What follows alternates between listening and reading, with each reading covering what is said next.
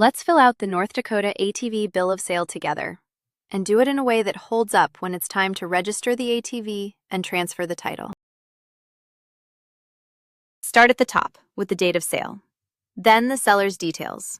In our example, that's Anna Baker, with her address, phone, and email. Then the buyers, Ben Carter, with the same. 2 quick habits. Enter each name exactly as it appears on that person's ID and on the title. A nickname or a typo can stall the transfer later. And don't leave a line blank. If something doesn't apply, write NA.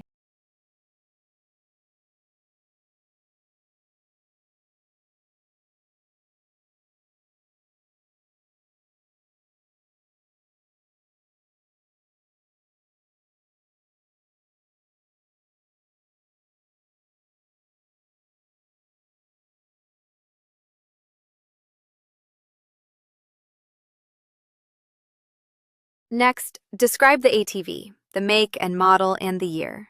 Then the VIN. Type the VIN exactly as it appears on the title or the ATV. A single wrong character can hold up the transfer. Now the sale price, in our example, $8,500, paid all at once, by check, with taxes included. Write the real price. Lowballing it to shave the sales tax can come back as back taxes and penalties, and it leaves the buyer with weaker proof of what they actually paid. Now the signatures. The seller and the buyer each print their name, sign, and date. This form also has witness lines and a notary block. Use them only if your state requires it, or add a witness for extra proof. Then make 2 copies. Each side keeps a signed one. Hey there, and welcome! Today we're walking you through what this state requires when you sell an ATV using a bill of sale.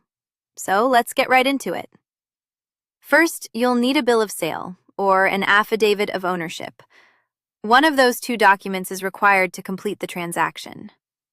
Now, for the seller's information, you'll need to include your full name, your residence address, and your mailing address. All 3 of those are required.